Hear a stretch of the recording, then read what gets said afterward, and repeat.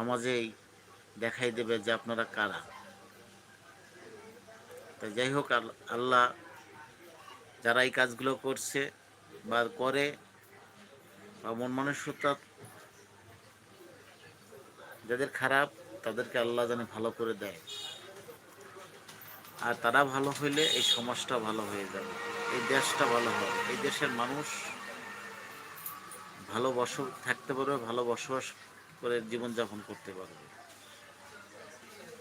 আসলে গরিব ধনী মিলেমিশে আমরা একসাথে একটা পরিবার, এই পরিবারটা আমরা যদি একসাথে সুন্দর করে কাটাতে পারি, এটাই তো আমাদের দরকার ছিল। আর আপনারা করেন, আপনারা বিলাসিতা করেন, আর আরেকজন, আর আপনি ছাদে থাকেন, আরেকজন আর টিনের ঘরে উপর দিয়ে পানি পড়ে, তারপর পানি তাদের গায়ে পড়ে।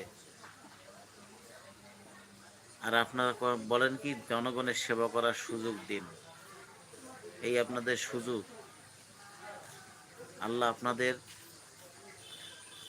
যারা এই কাজগুলো করেন আর যারা জনপ্রতিনিধি, যারা রাজনীতি, এই নোংরা রাজনীতি যারা করেন তাদেরকে হেদায়েত করুন। নোংরা রাজনীতি আসলে এগুলার, এই সমস্ত পরিবেশ যারা তৈরি করেছেন তারা যে দলেরই হোক, তারা দলকে কলঙ্কিত করছে। তারা ওই দলকে কলঙ্কিত করে ওই দলটাকেই নষ্ট করে দিয়েছে। এবং শুধু দল না, শুধু ইসলামের লোক হইলে, তারা মুসলমান হইলে মুসলমানকে কলঙ্কিত করছে এবং তারা ইসলামকে কলঙ্কিত করছে। আর তাদেরকে আল্লাহ এই দুনিয়ায় শাস্তি দিয়েই নিতেছে। এই জন্যই, কারণ ইসলামের আপনি সাপোর্ট করে যাবেন আর ভালো কোনো কাজ আপনার দিয়ে হবে না, আপনাদের দিয়ে এই ধরনের খারাপ কাজ হবে, আল্লাহ কিন্তু আপনাকে উন্মোচন করে দেবে। এই উন্মোচন হইতেছে, যা আমরা দেখতেছি সমাজে কত কিছু এখন দেখলাম।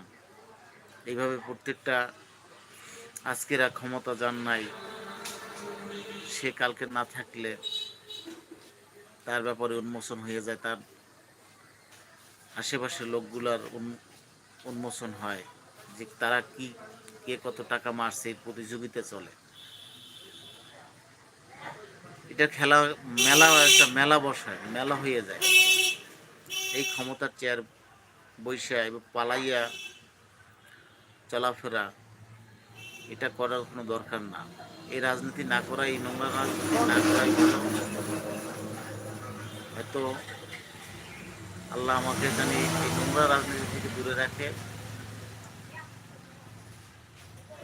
কারণ আমি শপথ করছি যে নোংরা রাজনীতির জীবনে এইভাবে জানি আমার আর করা না লাগে। মানুষের রক্ত চুষে টাকা খাইয়া এই রাজনীতি, এটা রাজনীতি না, নিজেকে প্যাড নীতি তৈরি করলাম।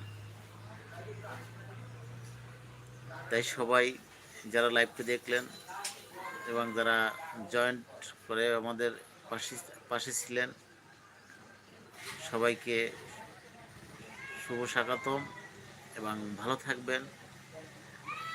আপনারা আমার জন্য দোয়া করবেন, আপনাদের জন্য দোয়া রইল। তাই আপনাদের কাছ থেকে আমি বিদায় নেব। আল্লাহ হাফেজ, ভালো থাকবেন, সুস্থ থাকবেন, এই দোয়া রেখে আজকে লাইভ থেকে বিদায় নিলাম। আসসালামু আলাইকুম রহমতুল্লাহি ওয়া বারাকাতুহু।